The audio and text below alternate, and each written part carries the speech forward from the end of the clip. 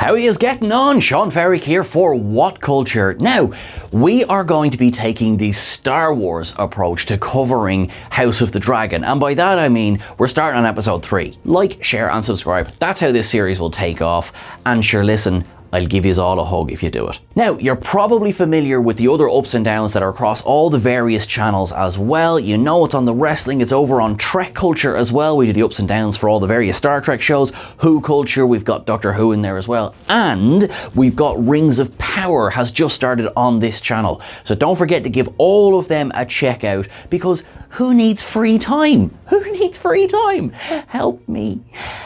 You're all awesome. I've given you a wee bit of a preamble. I'm Sean. Let's get going.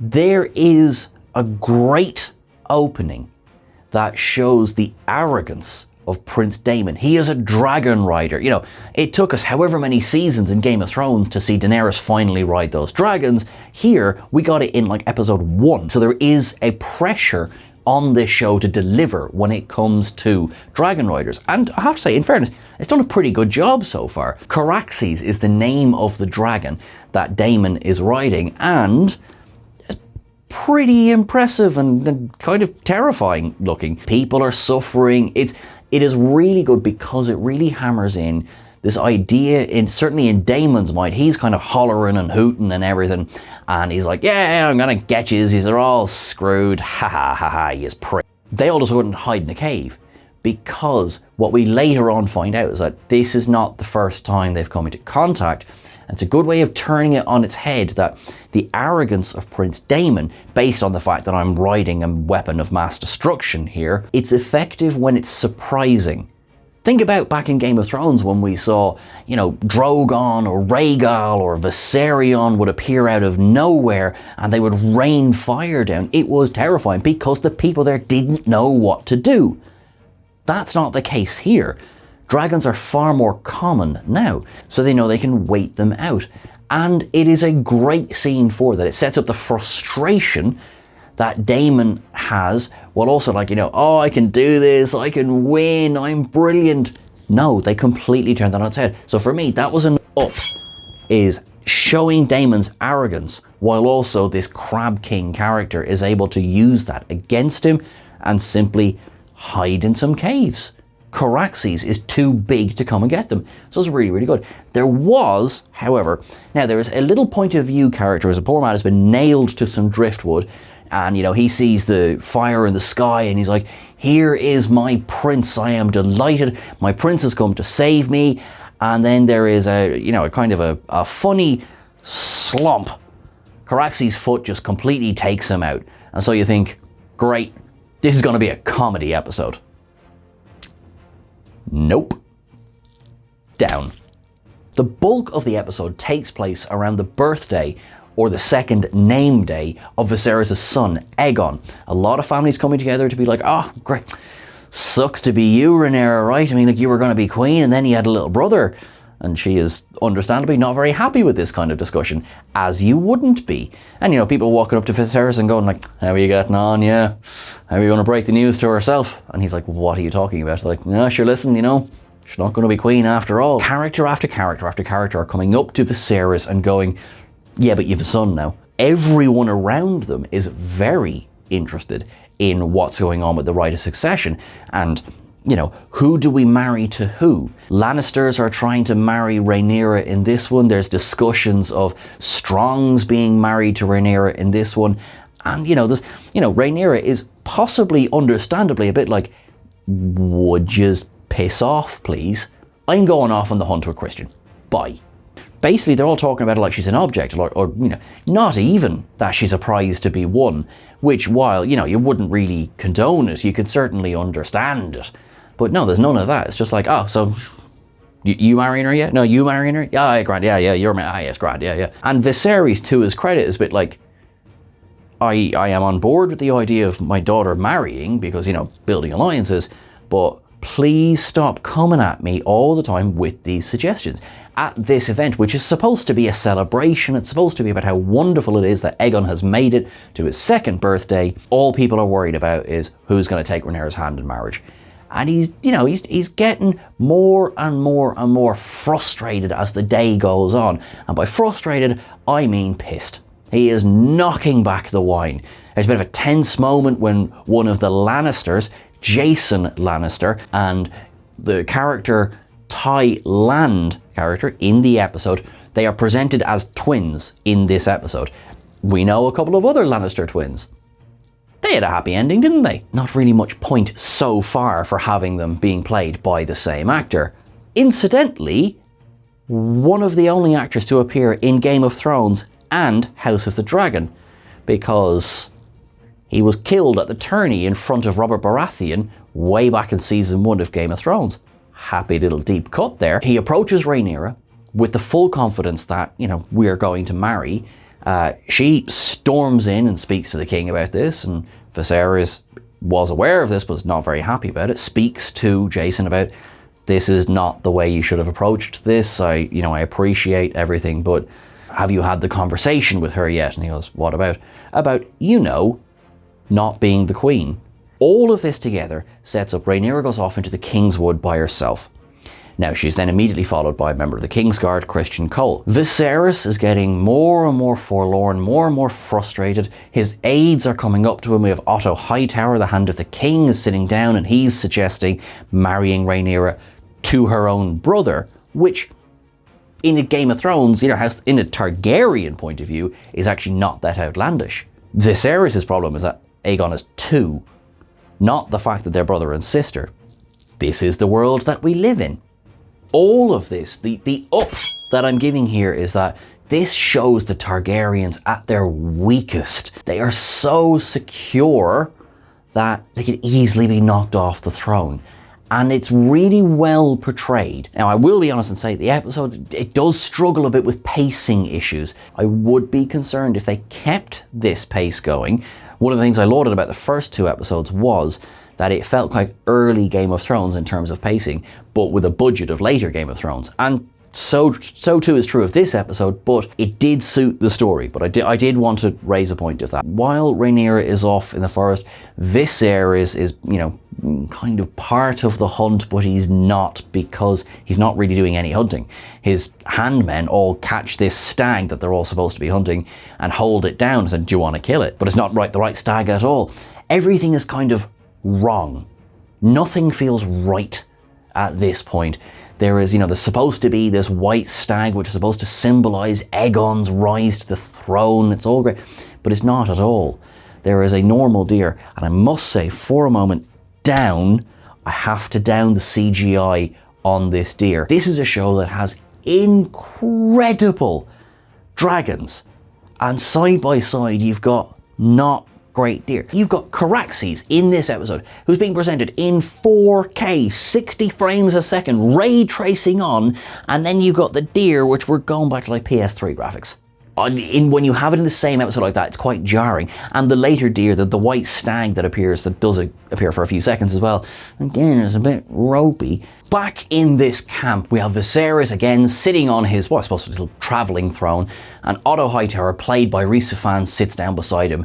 And I actually have to go with a down here. So Rhys Ifans is a very expressive actor, and we have seen him just do fantastic things again and again and again. There is a quietness to his portrayal of Otto Hightower, which is, there's no sin in that whatsoever. Hightower is effectively being portrayed as this series' Littlefinger. You had Aidan Gillen's Peter Baelish in Game of Thrones, who had to be absolutely charming in his machinations, right? And for the most part, it worked. Otto Hightower is sitting there going like, hey, do you like my daughter? Marry her. But I have to say, it feels quite flat. And it's disappointing, perhaps because we've seen Rhys fans do much more expressive things in other projects. I just don't really like him as a character. You know, Otto Hightower is supposed to be the greatest advisor in the realm, and really he's just there. The Hightowers for me are not the high point of this episode, I'm afraid. So, remains to be seen where the season goes, but as it stands, if you know your Game of Thrones, you know the Hightowers don't show up in Game of Thrones, and right now, I'm not sad about that. There is a scene in which Alicent Hightower features, not that she does very much in it, but she features in which she used to be friends with Rhaenyra when they were kids. This was before she ended up shagging Rhaenyra's dad, all fine. They have a scene near the beginning of this episode, which is in the Godswood in King's Landing. You see Rhaenyra is sitting at the base of a Weirwood tree. The Weirwood trees were basically created by the first men who had the faces carved into them, and you know, there was basically a connection all through the world. The Andals arrived in Westeros. Now, the Andals refused the old gods and ended up chopping down a lot of the Weirwoods in Westeros. Now, the ones north of the wall were pretty much safe, and a lot of the ones in the north around, you know, particularly Winterfell and places like that, they survived. But down south, they didn't. There was a Godswood, but there certainly wasn't a Weirwood tree. So it was a regular oak. So Rhaenyra shouldn't have been sitting under a Weirwood tree. George R.R. Martin, who you might know as your man what wrote the books, spoke about this in an interview just a couple of weeks before recording of this episode, in which he spoke about the idea of canon. House of the Dragon is based on the history book Fire and Blood. Fire and Blood, George R.R. Martin sort of laughed a bit by going, was written by unreliable narrators, a collection of different maesters who are writing the history of the Targaryen dynasty. When it comes to making a show, it's much more difficult to do a show with an unreliable narrator, because then you have to be like, well hang on, well, what's real and what isn't, and what are we paying attention to, and what are we not paying attention to? And so the showrunners made the decision to go, well, we're going to stick a little bit to the pre-established show canon. Now, we still would have an issue with the Weirwood Tree, but that's going to explain a little bit of where it's going to differentiate between book canon and TV canon. There was no indication as to how far they're going to go differently, but it will be for people who have read particularly Fire and Blood, which is the basis for House of the Dragon, and where there is differences. We've already addressed a couple of names have changed, and of course the existence of this tree. There might be some changes, but basically this is George R.R. Martin going like, don't sweat it. We do our homework here on Whatculture, so just from us to you, we'll try and keep a track on it, but yeah, like, let's all just be nice to each other. Cool. This one is neither an up nor a down, but wouldn't it have been nice to have one point of view shot from the tree? To some of you, you'll be like, Sean, what are you on? To others, you'll be like, oh. If you think about it, Brandon Stark, who would of course become the Three-Eyed Raven, inheriting the title from the Blood Raven, who is in fact a Targaryen, and that's a different video, I'll get to it later on, has the ability to see through time. We know that in the book he directly interacted with Ned Stark in the Godswood in Winterfell, and then in the series he is depicted, obviously there is the conversation with Willis, and also young Ned Stark can sort of sense his presence. So we could have had one point of view shot that would just, we don't need to linger. We can see like Rhaenyra and Alicent having a conversation, but we know that we're seeing it from the tree's point of view, because this tree is like this kind of, you know, Wi-Fi Weirwood tree of Westeros. Could be a tie-in with Game of Thrones, and to see that, you know, if Brandon Stark can see all through the history of time, quite frankly, he could be watching this conversation happen in front of this tree. And it's enough talk about a tree now for the moment. Come on, now we move on to something different, and that something different is going to be a fire. This scene is an up for me, because it talks about one of Viserys's big sort of push points, which is when he was young, he had this prophetic dream of seeing his son sitting with a conqueror's crown upon his head. However, he has also promised the succession to his daughter Rhaenyra. There's a lot of strain between himself and Rhaenyra in this episode, and we see the turmoil that Viserys is going through. And you have Alicent, who is both conniving with her father and also seems to genuinely care about Viserys. It's, there's kind of a difficult position that they're in. Viserys speaks about the fact that they had this dream once and never had it again. No matter how much they chased it, never had it again. And addresses the fact that this obsession with this dream led to the death of his wife. And of course, the death of, his miscarriage of several children, but then the early infant death of his previous son. It's quite a strong scene. It's crucial for understanding Viserys' drive and, his passion for what he does. And also his turmoil about his relationship with Rhaenyra. Now, no one really seems to truly understand him in that, and perhaps that's understandable. Alicent, she seems to be a benign voice in his ear. Now, she's certainly speaking with the voice of her father. At one point, she does see that Viserys has received a letter from Corlys Velaryon asking for help in this war that's been discussed, that's been going on for the last 3 years, but not really seen, apart from that one little image at the start of the episode. And she kind of goes like, yeah, do you want to help him? Might be a good idea. She does seem to be a positive voice in Viserys' ear, even though, Viserys counters with, well, this is a war that was started by people who were, out, they were against me and everything. And she goes, yeah, but at one point, don't we all have to kind of get along? Speaking of which, the scene in the small council chamber, which sees Viserys and Rhaenyra discuss the fact that no, Rhaenyra is going to remain the heir to the Iron Throne, despite what's going on around them, despite all of the insistences of like, hey, go on and meet with your man, go on, have a great time. Blah. It's Viserys and Rhaenyra together, and it's still, you do get this lovely sense that even though they've been sort of biting each other's heads off for the whole episode, the two of them are sort of against the world, which I really like that scene, because it was important, because otherwise you just have two people that don't like each other very much forced together because they have the same color hair. Down, Rhaenyra overall this episode was a pain in the hoop.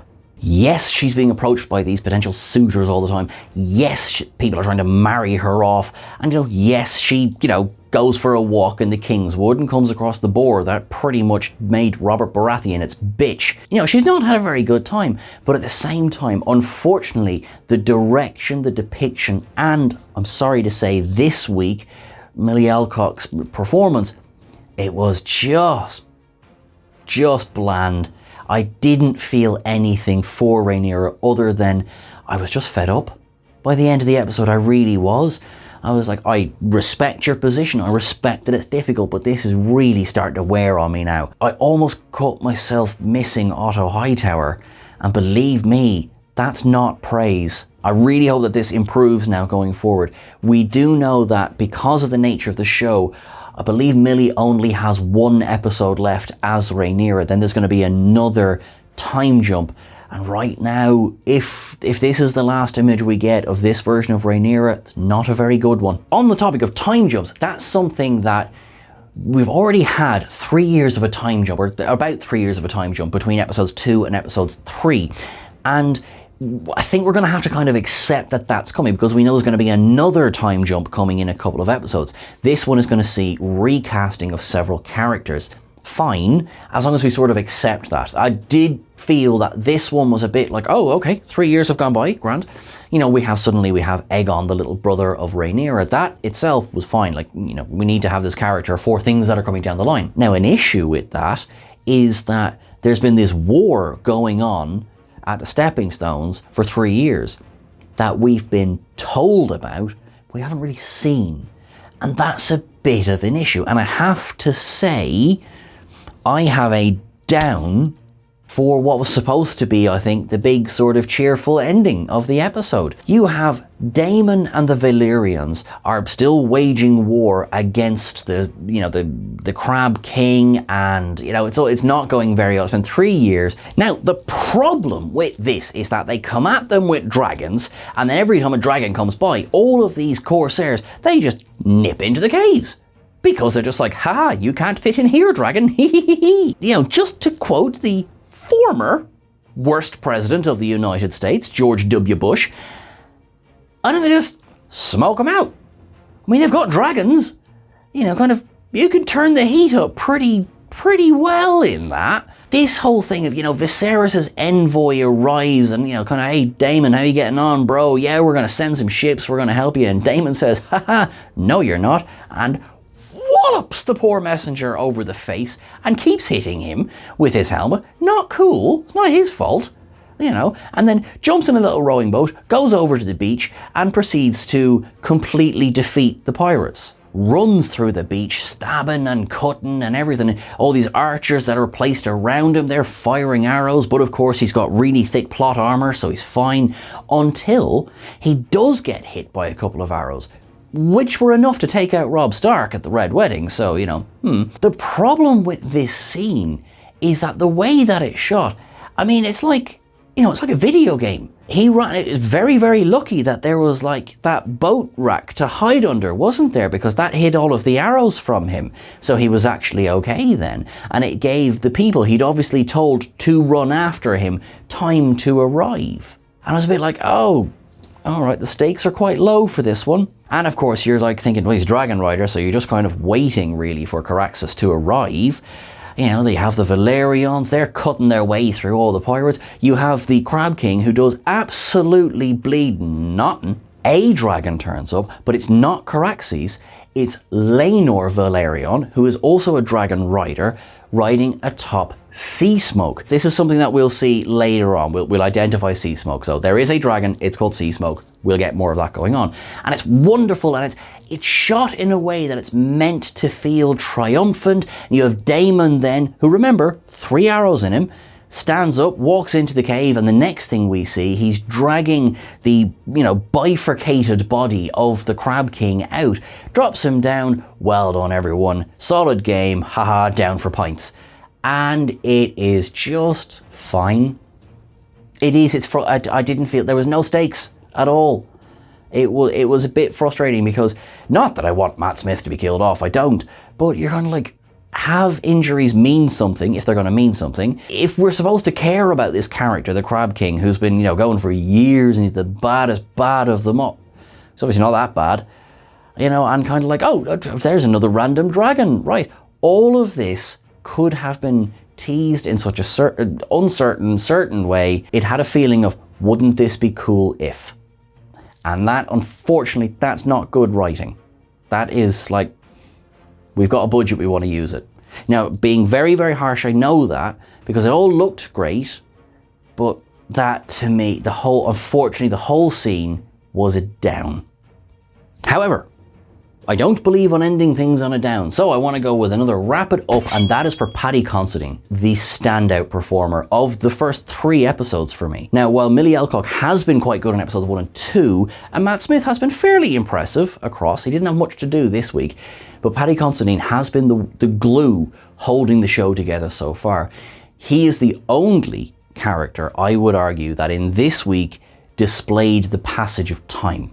Now, makeup played its part in that, and the loss of 2 of his fingers played a part of that as well. But really, it's just good acting. He's a little bit more naive in episode 1, and his kind of victories defeated him by episode 3. And Paddy absolutely delivers.